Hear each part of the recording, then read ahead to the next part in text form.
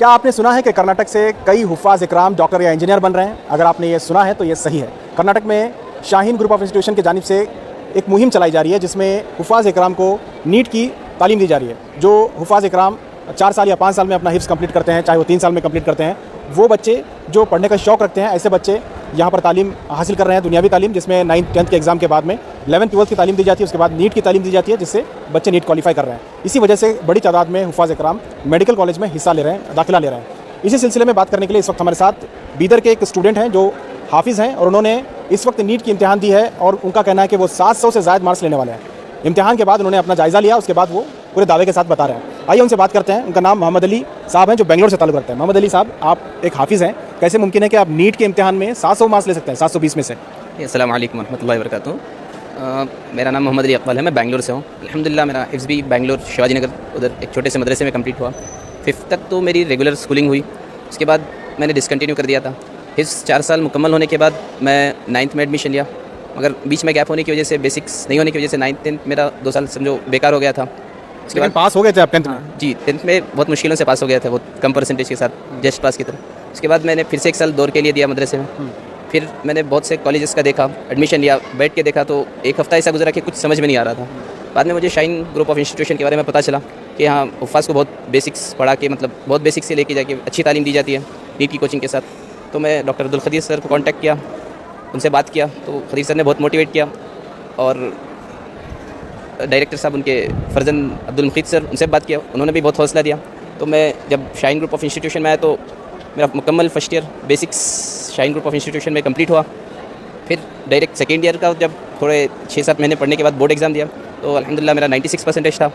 तो अच्छा, 1 साल आपने दाखिला लिया, दूसरे साल में आपने सेकेंडरी के इम्तिहान में हिस्सा लिया, तो उसमें 96 हो गया आपका? जी, मतलब 96 अनएक्सपेक्टेड था मार्क्स वो। तो नीट भी लिखा, मगर तैयारी नहीं होने की वजह से 300 के मार्क्स के करीब आ रहे थे।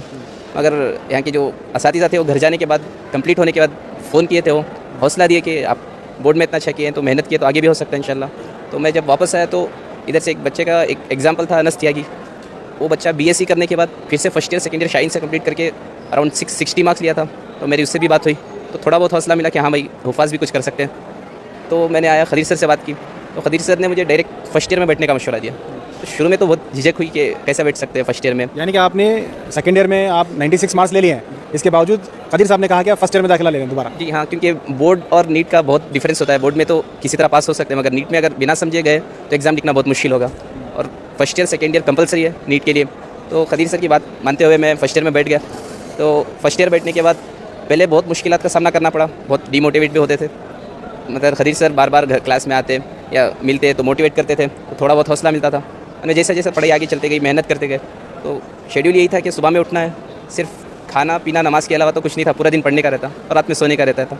अल्हम्दुलिल्लाह यहाँ का माहौल भी जैसा मुझे मदरसे से मिला था, 5 वक्त नमाज़ होती है, सुबह में दौर का मौका मिलता है, तो कुरान का भी हो जाता था सुबह में दौर। हाँ, अल्हम्दुलिल्लाह माहौल भी अच्छा था पूरा एकदम। ये बताइए कि आप नीट के इम्तिहान इस बार दिए हैं, आपको कैसे लग रहा है कि आप 700 क्रॉस करने वाले हैं? जी हाँ, मैं नीट का इम्तिहान दिया, पिछले साल भी दिया था, मगर मेरी कंप्लीट तैयारी नहीं होने की वजह से 400 मार्क्स के अराउंड है। पहली बार 300 आए थे, दूसरी बार 400।